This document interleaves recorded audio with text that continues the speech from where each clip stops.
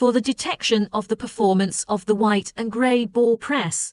The intuitive feeling of the personnel cannot be used to detect the white and grey ball press with higher accuracy requirements, and the inspectors are required to have rich experience.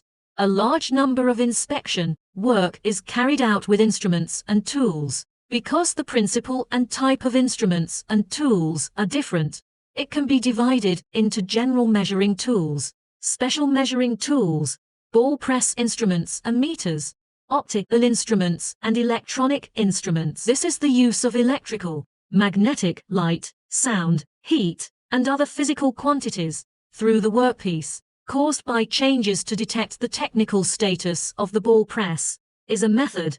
The realization of this method is also combined with the instrument tool inspection method. This method is usually used to check the hidden defects inside the white and grey ball press without damaging the white and grey ball press itself, and is now commonly called non-destructive testing.